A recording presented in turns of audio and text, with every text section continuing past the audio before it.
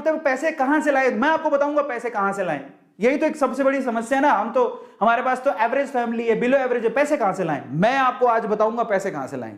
तैयार हो तुम लोग? तो ना लास्ट में जब ये सेशन खत्म हो रहा हो ना, लास्ट में जिसको सवाल पूछना हो कि सर पैसे कहां से लाए, वो तो बताओ शेयर मार्केट में लगाने के लिए, मैं बताऊंगा। तो अपना जो सवाल है याद रखना। मैं टेक्निकल टीम से कहना चाहता हूं, मेरे को याद दिला देना। जो लोग ऐसा पूछना चाहते हैं कि शेयर मार्केट में लगाने के लिए पैसा कहां से लाएं, अरविंद अरोड़ा बताएगा तुम्हें पैसा कहां से लाएं।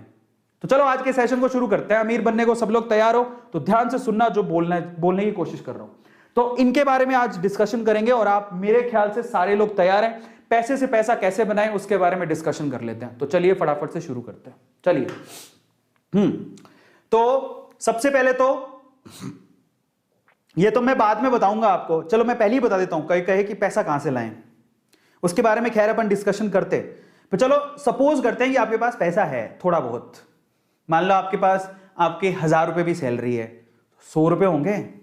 1000 रुपए सैलरी है, 900 रुपए खर्च कर दिए होंगे, 100 रुपए होंगे, कुछ तो होगा जो भी आपके पास पॉकेट में है।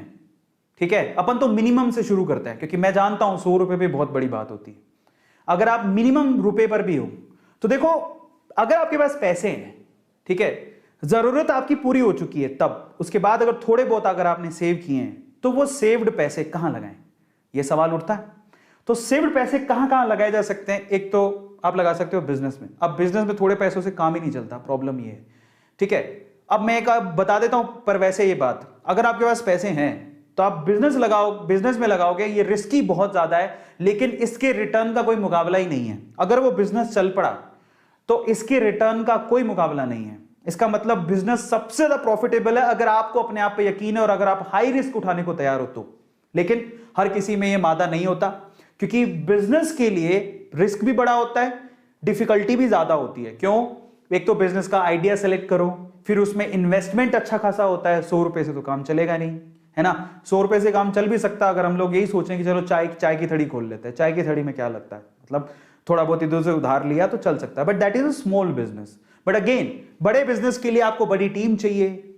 ठीक है, आपको इनकी बारीकियां पता होनी चाहिए, रिस्क बहुत ज्यादा है और पैसा भी थोड़ा ज्यादा चाहिए, तो बिजनेस वाला काम तो बनेगा नहीं। हाल फिलहाल तो और बिजनेस ऐसी चीज है, बाहर निकल के कोई ऑनलाइन बिजनेस करना चाहते हो तो अलग बात है, पर बिजनेस के रिटर्न का कोई मुकाबला नहीं है। लेकिन बिजनेस में रिस्क बहुत ज्यादा है, रिटर्न ज्यादा है तो रिस्क भी बहुत ज्यादा है, समझ रहे हो।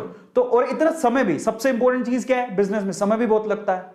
इतना तो समय हमारे पास है ही नहीं, इतना टाइम कैसे देंगे। अब दूसरी चीज पर आते हैं, if you have money you can invest that money. आप उस पैसे को इन्वेस्ट कर सकते हो। तो बिजनेस तो भूल जाओ, इन्वेस्टमेंट पे आ जाओ, यही हमारा टारगेट है। इन्वेस्ट मनी, आपने पैसा लगा दिया, भूल जाओ, आपको समय नहीं देना उसके बाद, समझ रहे हो। अब इन्वेस्टमेंट कहां कहां होती है जरा आप समझो। सबसे पहले तो इफ यू हैव मनी, अगर आपके पास एक्स्ट्रा अमाउंट है आप क्या कर सकते हो, आप एफडी में डाल दो, आरडी में डाल दो, पीएफ में डाल दो। ये ऐसी चीजें हैं जिनमें सबसे कम रिस्क होता है, कोई रिस्क नहीं है, मतलब ना के बराबर रिस्क होता है।